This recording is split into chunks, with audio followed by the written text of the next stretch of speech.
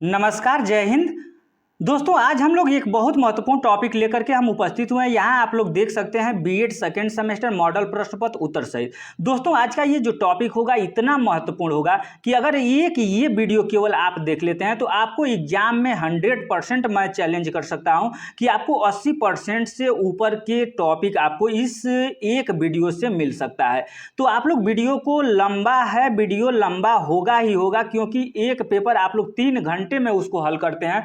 उसको मैं प्रयास करूंगा कि आपको 30 से 40 मिनट के अंतर्गत हम कवर करा दें। तो आइए देखिएगा, बहुत बहुत मोस्ट इंपॉर्टेंट सारे के सारे टॉपिक हैं। हम पहला प्रश्न यहाँ उठाते हैं, आप लोग पहला प्रश्न ही देख लेंगे तो आप लोग समझ जाएंगे। दोस्तों, यहाँ पर पहला जो प्रश्न है ये है मृद उपागम से आप क्या समझते हैं।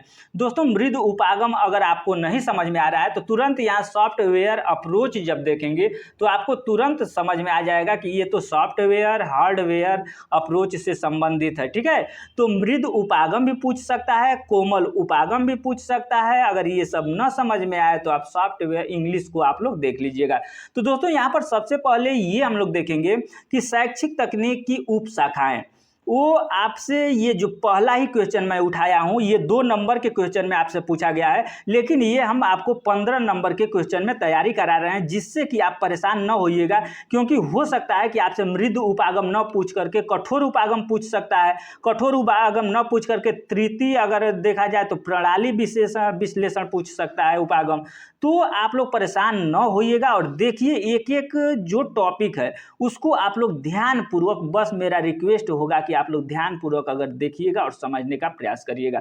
तो सबसे पहले हम लोग आज का ये जो प्रश्न है इसमें शैक्षिक तकनीक की उप शाखाएं, ठीक है, ये शैक्षिक तकनीक की उप शाखाएं के अंतर्गत आपको ये तीन हेडिंग आपको मिलेगा। ठीक है, शैक्षिक तकनीक की उप शाखाएं के अंतर्गत आपसे पूछ देगा कि शैक्षिक तकनीक से आप क्या समझते हैं, शैक्षिक तकनीक की उप शाखाओं का वर्णन करें। ठीक है, तो इसी के अंतर्गत ये शैक्षिक तकनीकी प्रथम के अंतर्गत आप देख सकते हैं कि हार्डवेयर उपागम है, शैक्षिक तकनीक द्वितीय के अंतर्गत सॉफ्टवेयर उपागम है और शैक्षिक तकनीक तृतीय के अंतर्गत प्रणाली उपागम है। तो दोस्तों, आपसे यहाँ पर देखिए हार्डवेयर उपागम पूछ सकता है, सॉफ्टवेयर उपागम यानी मृदुल या कोमल उपागम पूछ सकता है और ये हार्ड उपागम पूछ सकता है। ठीक है, तो आप लोग ध्यान दीजिएगा, ये तीनों उपागम के बारे में हम लोग ध्यानपूर्वक समझने का प्रयास करेंगे। अगर हम ये पूर्ण विश्वास करते हैं कि आप इसको 15 नंबर बना करके चलिए,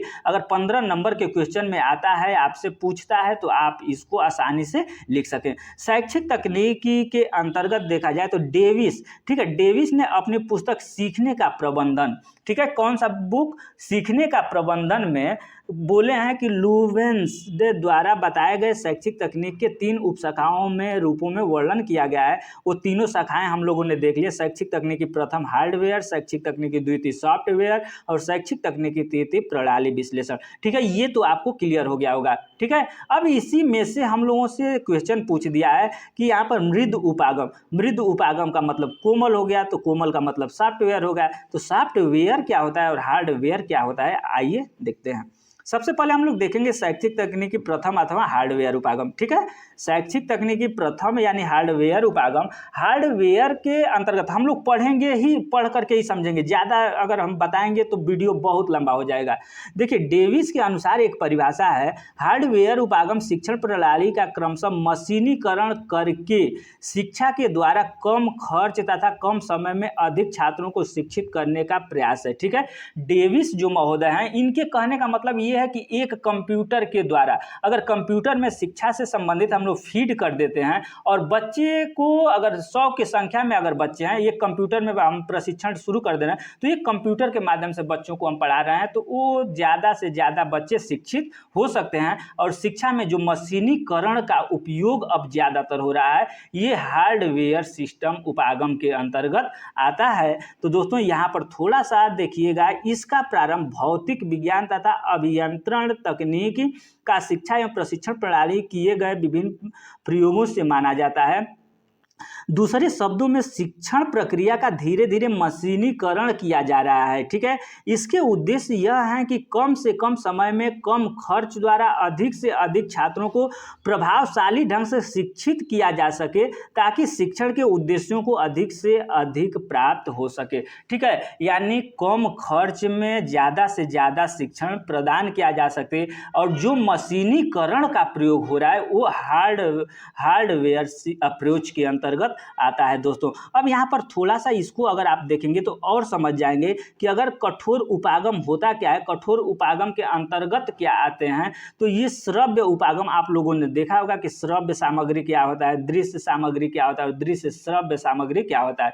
तो कठोर उपागम में अगर देखा जाए तो ये रेडियो आ गया, ट्रांजिस्टर आ गया, टेप रिकॉर्डर आ गया, शिक्षण मशीन आ गया। ये सब सुनने, इससे केवल हम लोग सुन सकते हैं, रेडियो से हम लोग सुन सकते हैं न कि देख सकते हैं। रेडियो में आप देख नहीं ना सकते हैं, केवल सुन सकते हैं। यहाँ दृश्य श्रव्य सामग्री के अंतर्गत देखें तो प्रोजेक्टर जिसको हम देख सकते हैं, एपी डायस्कोप, इसको फिल्म स्ट्रिप्स, स्लाइडर, कंप्यूटर, इसमें हम लोग क्या करते हैं, देख सकते हैं। अब देख सकते हैं और सुन भी सकते हैं। तो उसमें अगर देखें तो फिल्म हो गया, दूरदर्शन हो गया, वीडियो टेप हो गया। ठीक है, ये सब हार्डवेयर यानी कठोर उपागम के क्या थे, सिस्टम थे।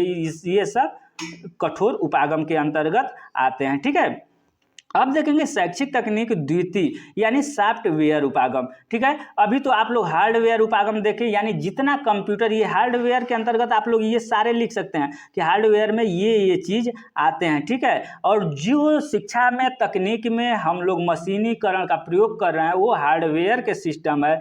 और यहाँ शैक्षिक तकनीक द्वितीय सॉफ्टवेयर उपागम अब हम लोग देख लेते हैं कि सॉफ्टवेयर उपागम, इसको अनुदेशन तकनीकी, शिक्षण तकनीकी तथा व्यवहार तकनीकी भी कहते हैं। दोस्तों, इसको अनुदेशन तकनीकी क्यों बोलते हैं, अनुदेशन का मतलब इंस्ट्रक्शन टेक्नोलॉजी, तो क्यों बोलते हैं यहाँ देखिए समझ में आ जाएगा। इस तकनीकी का आधार मनोवैज्ञानिक है, इसलिए इसे व्यवहार प्रणाली या व्यवहार तकनीकी के नाम से भी जाना जाता है। ठीक है, शैक्षिक तकनीकी प्रथम में मशीनों का प्रयोग किया जाता है, यानी हार्डवेयर जो सिस्टम है उसमें मशीनों का प्रयोग किया जाता है। जबकि शैक्षिक तकनीकी द्वितीय यानी सॉफ्टवेयर मृदु उपागम में देखा जाए तो शिक्षण और सीखने के मनोवैज्ञानिक सिद्धांतों का प्रयोग किया जाता है दोस्तों। ठीक है, सॉफ्टवेयर में क्या किया जाता है, उसमें तो मशीन हो गया, मशीन का प्रयोग हो रहा है, यानी हार्ड का मतलब मजबूत होता है। ठीक है, मजबूत, जैसे टीवी, टेप रिकॉर्डर, ये क्या है, मजबूत चीज़ है, ये सॉफ्ट नहीं है, ये हार्ड है। तो हार्डवेयर उपागम हो गया वो। और सॉफ्ट का मतलब होता है मुलायम, यानी अंदर आपको मनोवैज्ञानिक सिद्धांतों पर आधारित, प्रयोगात्मक सिद्धांतों पर आधारित, व्यवहार में आपके जो परिवर्तन होता है, यानी टीवी आप देख करके उसके बाद आपके व्यवहार में जो सीखते हैं, आपके अंदर जो परिवर्तन होता है, वही कोमल यानी मृदु उपागम के अंतर्गत आते हैं दोस्तों। यहाँ पर एक पैरा और है, इसको आप लोग देखेंगे तो शिक्षण में पाठ्य वस्तु के कुछ निश्चित उद्देश्यों की प्राप्ति हेतु शिक्षक विभिन्न प्रकार की विधियों, प्रविधियों, नीतियों तथा युक्तियों का प्रयोग करके छात्रों को सिखाने, अनुभव प्रदान करना, जिससे कि उनके व्यवहार चेंज हो सके। ठीक है, तो दोस्तों ये जितने भी हार्डवेयर सिस्टम प्रयोग किए जाते हैं और उनका प्रयोग करके जो बच्चों में मनोवैज्ञानिक या सीखने का अनुभव या व्यक्तित्व जो भी बदलाव उनके अंतर्गत आता है, जो भी सीखते हैं, वो कोमल उपागम के अंतर्गत आते हैं। ठीक है, अब इसमें भी अगर देखा जाए तो जो कंप्यूटर आपका है कोमल उपागम के अंतर्गत, तो कंप्यूटर में पहले क्या किया जाता है कि पहले फीड किया जाता है, उसके बाद उसमें प्रोसेस होता है, प्रक्रिया होता है, उसके प्रदा यानी आउटपुट होता है। तो हम लोग देखते हैं तो वही आदाब, प्रक्रिया और प्रदा लिखा हुआ है। ठीक है, यहाँ पर तकनीकी एवं मशीनी, यहाँ थोड़ा सा समझने का प्रयास करिएगा, बिल्कुल कन्फर्म हो जाएगा। तकनीक एवं मशीनी उपकरण जैसे रेडियो, टेलीविजन, शिक्षण मशीन आदि जो हार्डवेयर उपागम है। ठीक है, यहीं थोड़ा सा आप लोग ध्यान दीजिएगा, आपको एकदम शीशा जैसे झलक जाएगा पूरा। ठीक है, हार्डवेयर क्या है, तो रेडियो है आपका, टेलीविजन है, शिक्षण मशीन आदि जो हार्डवेयर उपागम है, उसके माध्यम से प्रयोग में लाई जाने वाली उसके प्रयोग से हार्डवेयर, टीवी या जो भी हार्डवेयर सिस्टम उसके द्वारा प्रयोग में लाई जाने वाली शिक्षण सामग्री, अभिक्रमित अनुदेशन सामग्री, उसके बाद शिक्षण विधियाँ, युक्तियाँ आदि सॉफ्टवेयर या मृद उपागम हैं। BF स्किनर के महोदय के अनुसार सॉफ्टवेयर के बारे में इन्होंने कहा है कि जो शैक्षिक तकनीक द्वितीय है वो व्यवहारात्मक तकनीकी है। ठीक है, क्या है? व्यवहारात्मक तकनीकी है। ठीक है, अब हम लोग देख लेते हैं शैक्षिक तकनीकी तृतीय अथवा प्रणाली विश्लेषण। ठीक है, प्रणाली विश्लेषण क्या है? तो प्रणाली विश्लेषण के अंतर्गत हम लोग देखेंगे तो ज़्यादातर विद्वान यह मानते हैं कि इस प्रणाली में समस्या समाधान निहित होता है। सामान्य अर्थों में प्रणाली उपागम एक ऐसी प्रक्रिया है जिसके द्वारा किसी संगठन की आवश्यकताओं की पहचान की जाती है, समस्या का चयन किया जाता है, समस्या समाधान की आवश्यकताओं को पहचाना जाता है, अनेक वैकल्पिक तरीकों से परिस्थितियों का चयन किया जाता है, साधन प्राप्त किए जाते हैं तथा उनके उपयोग में लाया जाता है, परिणामों का मूल्यांकन किया जाता है तथा सिस्टम में आवश्यक संशोधन किए जाते हैं जिसके संगठन का या प्रणाली की आवश्यकता पूर्ण हो सके। ठीक है, अब यहाँ पर एक और थोड़ा सा इसके बारे में हम लोग देख लेते हैं कि द्वितीय विश्व युद्ध के पश्चात एक नवीन मैनेजमेंट टेक्नोलॉजी का जन्म हुआ जिसमें प्रबंधन, प्रशासन, व्यापार, उद्योग, सेना संबंधी समस्याओं के संबंध में निर्णय लेने के लिए वैज्ञानिक आधार प्रदान किया गया। इसे शैक्षिक तकनीक तृतीय प्रणाली विश्लेषण कहा गया। ठीक है, प्रणाली विश्लेषण मशीन हार्डवेयर यानी मशीन जो हो गया हार्ड हो गया, तकनीक तथा व्यवहार सॉफ्टवेयर हो गया, तकनीक का एकीकरण और समन्वय ये प्रक्रिया हो गया। ठीक है, यहाँ पर आप लोग अगर देखें तो मशीन जो भी मशीन का प्रयोग होता है वो हार्डवेयर हो गया और जो तकनीक मशीन के अंतर्गत व्यवहार, अनुदेशन, तकनीकी शिक्षण विधियाँ जो उसके अंदर प्रयोग होता है वो सॉफ्टवेयर प्रोग्राम हो गया। अब नेक्स्ट क्वेश्चन हम लोग देखेंगे, ये भी बहुत महत्वपूर्ण प्रश्न है दोस्तों। ये शिक्षण प्रतिमान के आधारभूत तत्व। तो शिक्षण प्रतिमान, जो शिक्षण तो आप समझते हैं कि शिक्षण क्या होता है, उसमें एलिमेंट्स ऑफ टीचिंग मॉडल, जो पढ़ाने के लिए हम लोग मॉडल का प्रयोग करते हैं। ठीक है, यानी जो भी शिक्षण के अंतर्गत हम मॉडल का प्रयोग करते हैं उसका क्या तत्व है, उसके क्या महत्व है। ठीक है, तो यहाँ पर शिक्षण प्रक्रिया के आधारभूत तत्व के अंतर्गत शिक्षण प्रतिमान के मुख्य 5 तत्व होते हैं जो निम्न प्रकार से हैं। तो पहला क्या है शिक्षण मॉडल के तत्व के अंतर्गत? पहला है आपका है उद्देश्य। ठीक है, आपका उद्देश्य क्या है? तो प्रत्येक प्रतिमान का अपना उद्देश्य होता है जिसे उसका लक्ष्य बिंदु कहते हैं।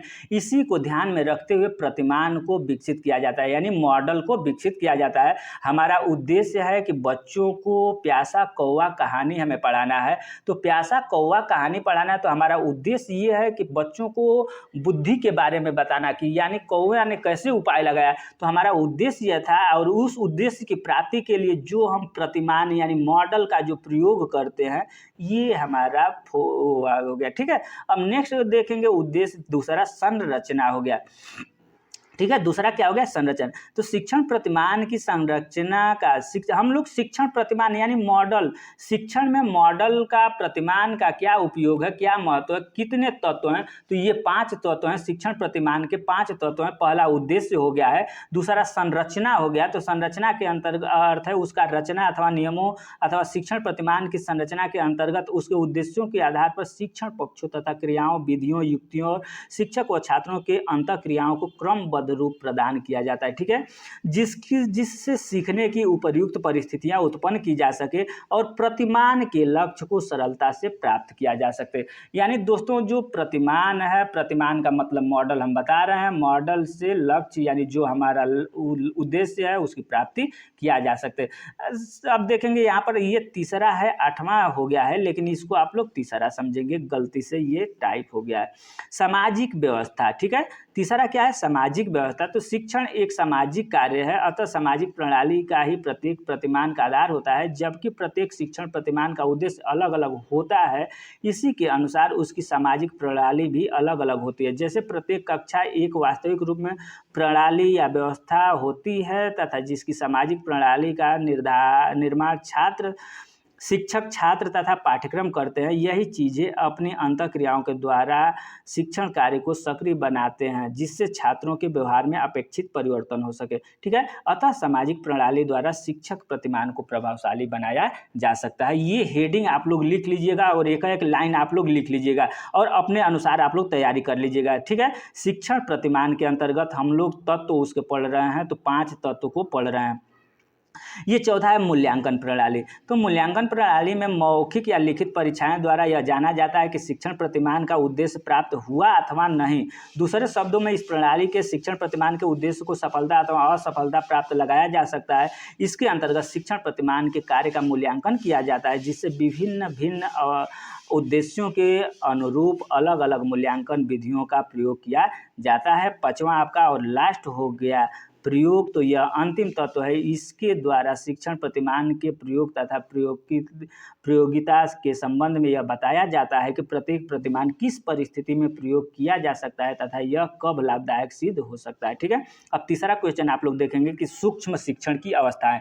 दोस्तों यहाँ पर सूक्ष्म शिक्षण की अवस्थाएं कितनी होती हैं, सूक्ष्म शिक्षण के चक्र क्या होता है, सूक्ष्म शिक्षण के सोपान कौन कौन से हैं। यहाँ पर 3-4 क्वेश्चन आप बनते हैं और ये तीनों को अलग अलग रूप दिया जाता है। आप लोग ध्यान से समझिएगा। सबसे पहले सूक्ष्म शिक्षण पाठ्य योजना क्या होता है, तो सूक्ष्म शिक्षण पाठ्य योजना एक पाठ्यक्रम का छोटा रूप कह सकते हैं इसको हम लोग 6 सोपान होते हैं, अभी नीचे हम लोग देखेंगे, बताएंगे इसके बारे में। तो सबसे पहले आप सूक्ष्म शिक्षण की अवस्थाएं, ठीक है, सूक्ष्म शिक्षण की अवस्थाएं कितनी होती हैं आप लोग लिख लीजिएगा, ये प्लीज़ आप लोग लिख लेंगे, नहीं तो आप लोग डिस्टर्ब होंगे। सूक्ष्म शिक्षण की अवस्थाएं या संप्रत्यय कितनी होती हैं, तो ये 3 होती हैं। पहला ज्ञान प्राप्ति की अवस्था, दूसरा आपका कौशल प्राप्ति की अवस्था और तीसरा स्थानांतरण की अवस्था। जैसे ज्ञान प्राप्ति की अवस्था के अंतर्गत देखा जाए तो जो टीचर होता है उसको क्या पढ़ाना है, ठीक है, उसको क्या पढ़ाना है। सूक्ष्म शिक्षण की अवस्था में पहला ये होता है ज्ञान प्राप्ति, टीचर को वो ज्ञान होना चाहिए हमें क्या पढ़ाना है। और कौशल प्राप्ति की यानी जो हम पढ़ा रहे हैं बच्चों को उसका कौशल प्राप्त हुआ कि नहीं हुआ, नहीं हुआ तो हम बार बार उस बच्चे को उस कौशल के बारे में, उस प्रकरण के बारे में हम लोग पढ़ाते हैं और जब तक कौशल की प्राप्ति नहीं होती है तब तक हम पढ़ाते रहते हैं। और तीसरा स्थानांतरण अवस्था जो होता है उसमें ये होता है कि बच्चे जो सीखे उसका स्थानांतरण कर ले रहे हैं कि नहीं, इसको आइए थोड़ा सा विशेष रूप से हम लोग देख लेते हैं।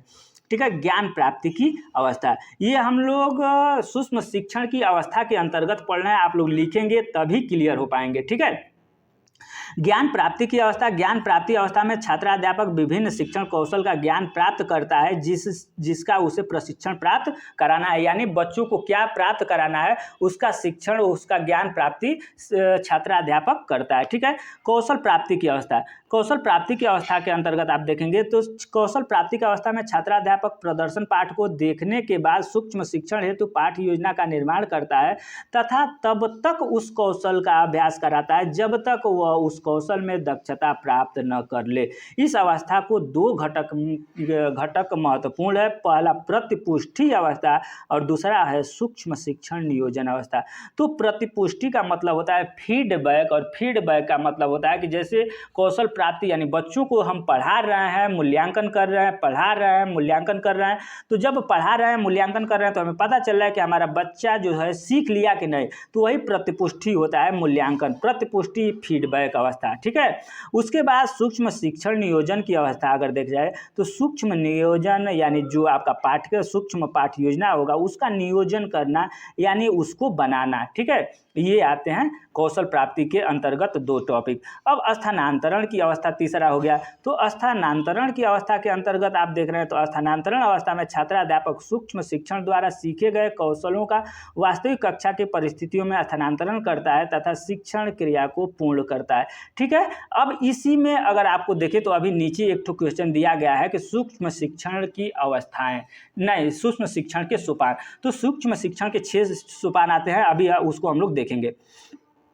इस नेक्स्ट क्वेश्चन आता है कि व्यक्तिगत अनुदेशन प्रणाली को परिभाषित कीजिए। तो दोस्तों ये व्यक्तिगत अनुदेशन, अनुदेशन का मतलब क्या होता है? इंस्ट्रक्शन। तो व्यक्तिगत इंस्ट्रक्शन प्रणाली का परिभाषा तो क्या होता है, यहाँ पर आप लोग देख सकते हैं कि व्यक्तिगत अनुदेशन प्रणाली क्या होता है। तो यह एक ऐसी प्रणाली है, इसमें अनुदेशन के व्यक्तिकरण पर अत्यधिक बल दिया जाता है और अनुदेशन को छात्रों की योग्यता, रुचि और आवश्यकताओं के अनुरूप बनाने का प्रयास किया जा सकता है।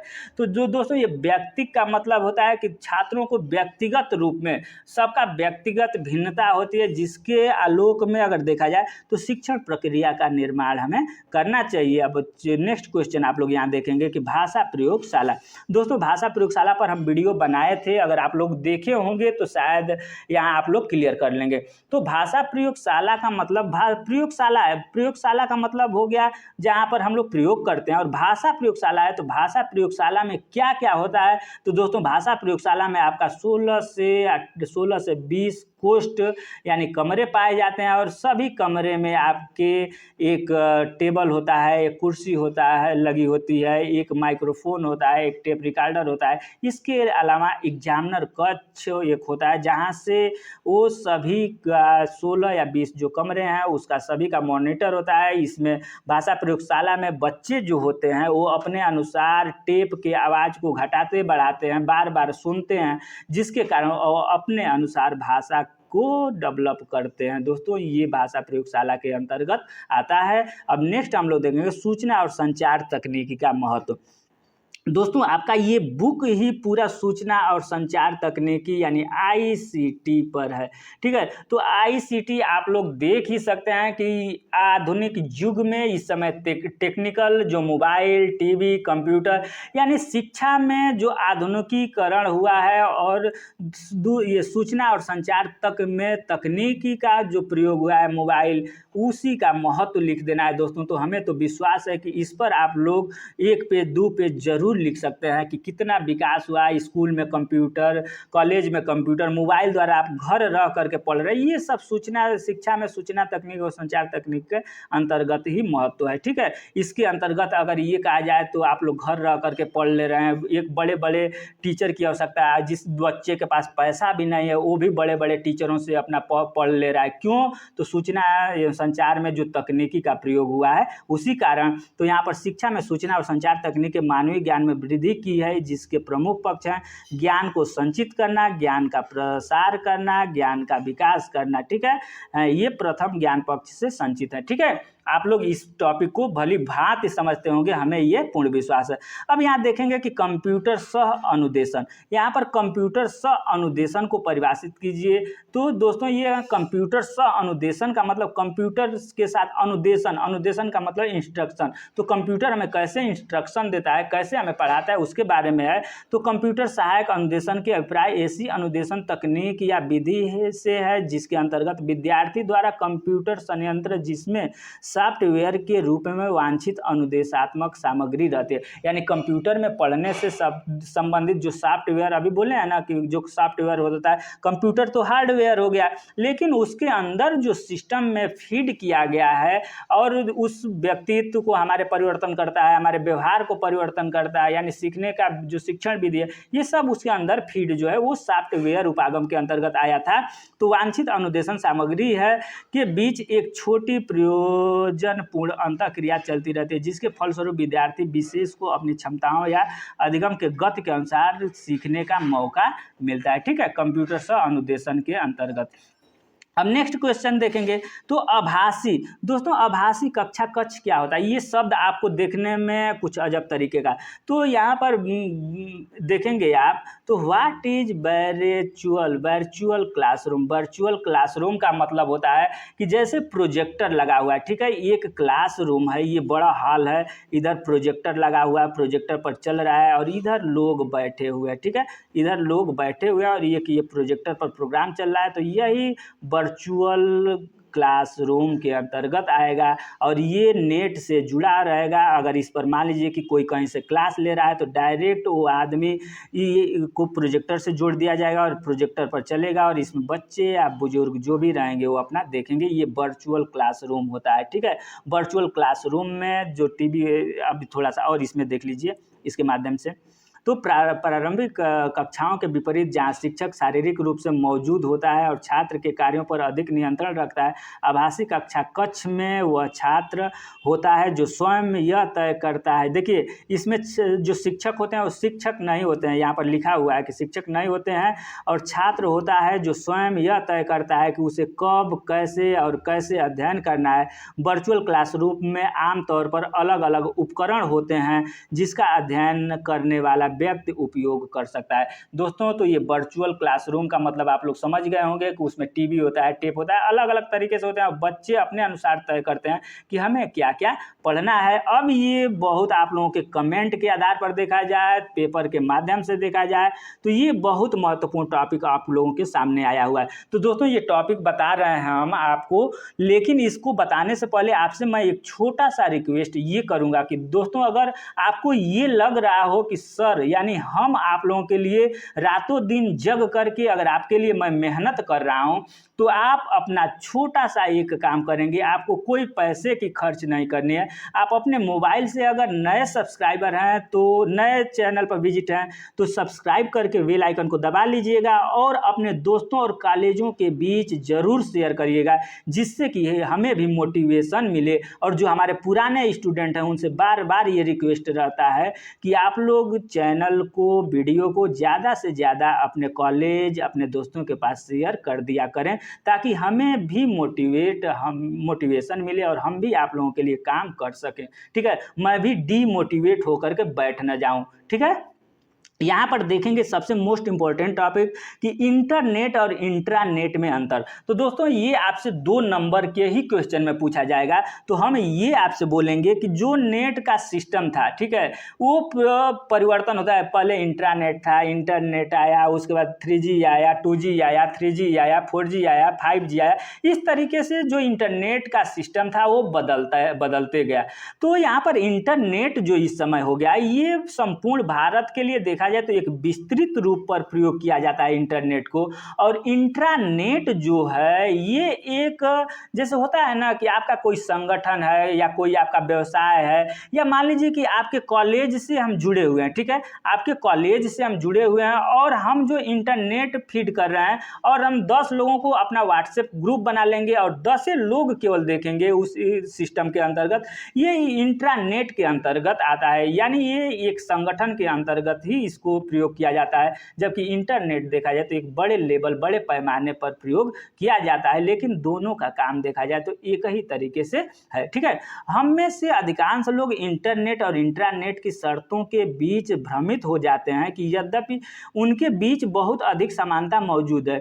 इनमें ये से एक अंतर यह है कि इंटरनेट सभी के लिए खुला है। ठीक है, यहाँ थोड़ा सा आप लोग देख लीजिए, मात्र यही पॉइंट आप लोग लिख दीजिएगा कि इंटरनेट सभी के लिए खुला है और सभी के द्वारा एक्सेस किया जाता है, जबकि इंट्रानेट को निजी तौर पर ही प्रयोग किया जाता है या जा सकता है। यहाँ पर आप लोगों को क्लियर हो गया कि जो इंटरनेट है ये निजी तौर पर ही प्रयोग किया जाता है, जबकि इंटरनेट सबके लिए खुला हुआ है, यही आप लोग लिखिएगा।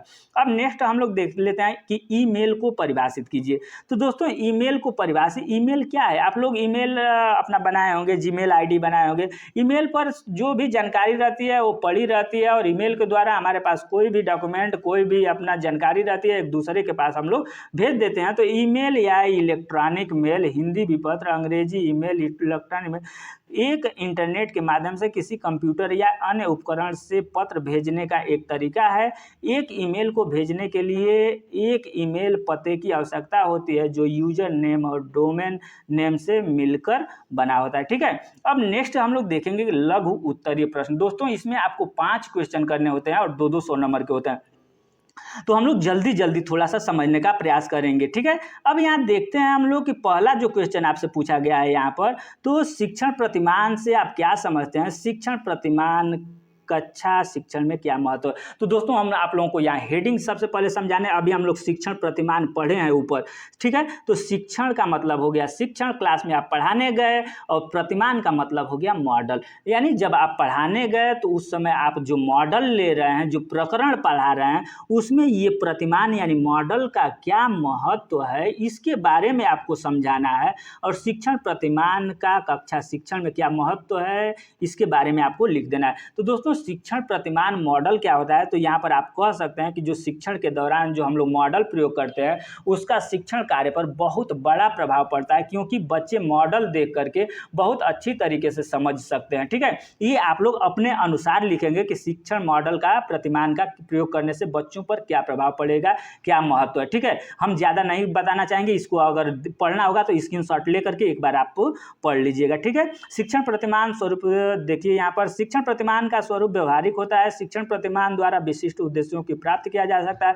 शिक्षण प्रतिमान जो है शिक्षण के शिक्षण को प्रभावशाली बनाने में सहायक करता है। चौथा है शिक्षण प्रतिमान के द्वारा शिक्षण में परिवर्तन तथा सुधार किया जा सकता है। आप लोग अपने अनुसार लिख सकते हैं। यहाँ पर नेक्स्ट जो क्वेश्चन आता है, बहु इंद्रिय अनुदेशन क्या है। बहु इंद्रिय का मतलब ये होगा कि आप आंख से देख रहे हैं, कान से सुन रहे हैं, हाथ से लिख रहे हैं, ये 3 इंद्रिय का प्रयोग अगर आप कर रहे हैं तो उसका जो सीखना है, अनुदेशन है, इंस्ट्रक्शन है, उस पर क्या प्रभाव पड़ेगा। अगर हम बच्चों को अगर अपने कार्य रूप में बहुइंद्रिय जनित माध्यम उपागम का उपयोग शिक्षक एवं शिक्षार्थी से यह अपेक्षा करता है कि वे शैक्षिक तकनीक के क्षेत्र में उपलब्धि सभी सामग्री, सॉफ्टवेयर तथा हार्डवेयर सामग्री एवं उपकरणों का अपनी शैक्षिक परिस्थितियों तथा उद्देश्यों को ध्यान में रखते हुए भली भांति चयन कर बड़े ही संतुलित और समन्वित से स्थापित करें। यानी जो बहुइंद्रिय का मतलब आप लोग समझ लीजिए, केवल आप लोग अगर शब्द समझ लेते हैं तो हमें पूर्ण विश्वास है कि आप शब्द का, वाक्य का निर्माण कर सकते हैं दोस्तों। तो बहुइंद्रिय का मतलब हो गया मल्टी सेंसरी, यानी आँख, कान, नाक, मुंह, जो 5 सेंस हमारे आर्गन सेंस हैं, उसका प्रयोग सीखने में करेंगे तो क्या लाभ होगा, क्या हानि होगा, ठीक है। अब नेक्स्ट क्वेश्चन देख लेते हैं चौथा।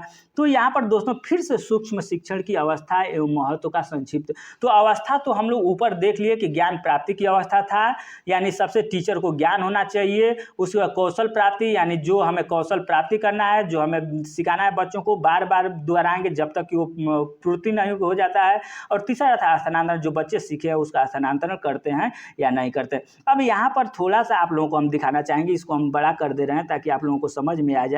यहाँ पर देखेंगे कि सूक्ष्म शिक्षण चक्र। दोस्तों हो सकता है कि आपसे पूछ दे कि सूक्ष्म शिक्षण चक्र को आप समझाइए, या सूक्ष्म शिक्षण के सोपान, या सूक्ष्म शिक्षण के तत्व, ठीक है, इत्यादि नामों से आपसे पूछा जा सकता है।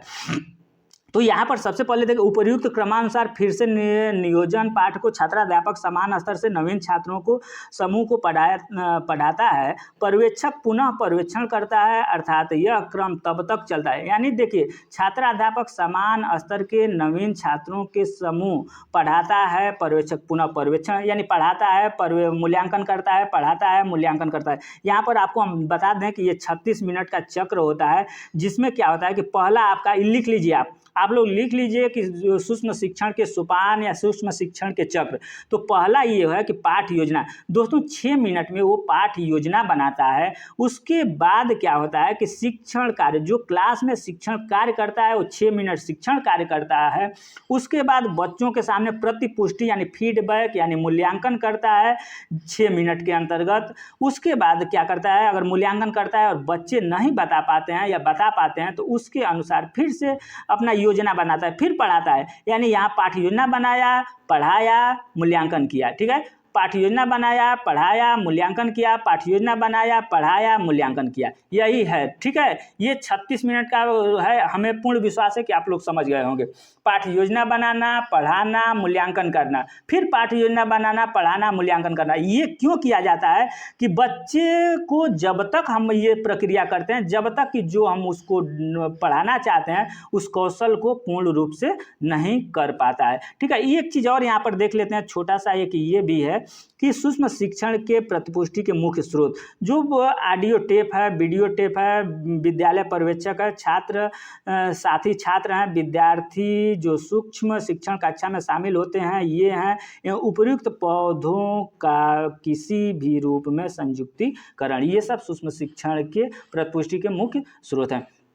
अब हम लोग आ जाते हैं नेक्स्ट क्वेश्चन की तरफ। ठीक है, नेक्स्ट क्वेश्चन क्या है, तो नेक्स्ट क्वेश्चन आपका है कि अनुकरणीय शिक्षण को परिभाषित करते हुए इसकी प्रमुख विशेषताओं के बारे में बताइए। तो अनुकरणीय शिक्षक, दोस्तों अनुकरण क्या होता है, छोटे बच्चे जो हैं वो बड़े बच्चों का अनुकरण करके सीखते हैं। ठीक है, तो अनुकरणीय शिक्षण को परिभाषित, तो यहाँ पर परिभाषा आप लोग दो देख सकते हैं, आप स्क्रीनशॉट ले लीजिए, आप लोग पढ़ लीजिएगा, लेकिन यहाँ हम समझाने का आपको प्रयास करते हैं, ये आप लोग ध्यान दे दीजिए। अनुकरणीय का मतलब होता है बच्चे अनुकरण करके ही सीखते हैं, तो उस अनुकरणीय शिक्षण को परिभाषित करते हुए इसकी उपयोगिता को बारे में लिख देना है। तो आप इसकी उपयोगिता बताएंगे कि क्लास में जो शिक्षक होता है उसका महत्वपूर्ण रोल होता है, क्योंकि जो शिक्षक होते हैं उन्हीं का देख करके बच्चे अनुकरण करके शिक्षण ग्रहण करते हैं। और ये छोटे क्लास में जो बच्चे होते हैं वो देखते हैं कि मैडम इस तरीके से हैं, सर इस तरीके से हैं, सर ये कपड़ा पहने हैं, सर कोई आता है तो खड़े हो जाते, यानी सर के जो व्यवहार होता है वो बच्चों को निखारता है और उसी का अनुकरण करके बच्चे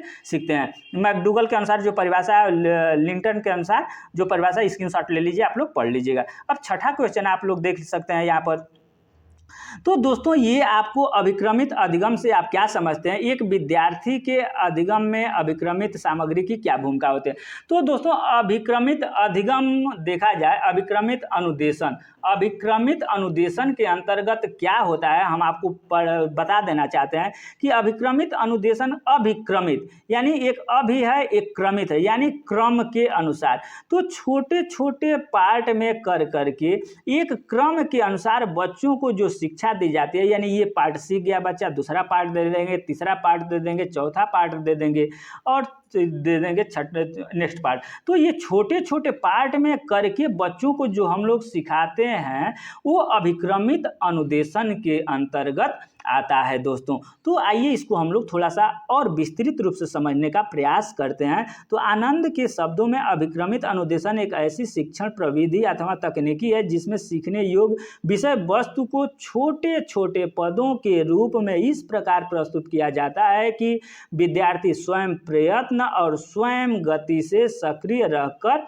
एक पद से दूसरे पद तक आगे बढ़ता है। दोस्तों आपको हम समझाने का जो प्रयास कर रहे हैं कि इसमें देखिए अभिक्रमित अनुदेशन में बच्चे अपने गति के अनुसार सीखते हैं। ठीक है, अभिक्रमित अनुदेशन में यहाँ स्वगति लिखा हुआ है, यानी अपने गति के अनुसार सीखते हैं। जैसे एक पद सीख लिया तभी वो नेक्स्ट पद लेगा, तो वो नेक्स्ट पद अपना सीखेगा। ठीक है, अब यहाँ पर देखेंगे कि अभिक्रमित अधिगम को अभिक्रमित अनुदेशन भी कहा जाता है। यह स्वयं अनुदेशन या स्वयं अधिगम की एक महत्वपूर्ण प्रविधि है। इसका मुख्य आधार स्किनर के अधिगम के क्रिया अनुबंधन सिद्धांत के आधार पर थर्नडाइक के प्रभाव के नियम से माना जाता है। ठीक है, अब PS आनंद के शब्दों में अगर इसके बारे में देखें तो अभिक्रमित अधिगम एक ऐसी शिक्षण प्रविधि अथवा तकनीक है जिसमें सीखने योग्य विषय वस्तु को छोटे छोटे पदों के रूप में इस प्रकार प्रस्तुत किया जाता है कि विद्यार्थी स्वयं प्रयत्न और स्वयं गति से सक्रिय रहकर एक पद से दूसरे पद तक आगे बढ़ता है। प्रत्येक पद पर उसे अनुक्रिया करनी होती है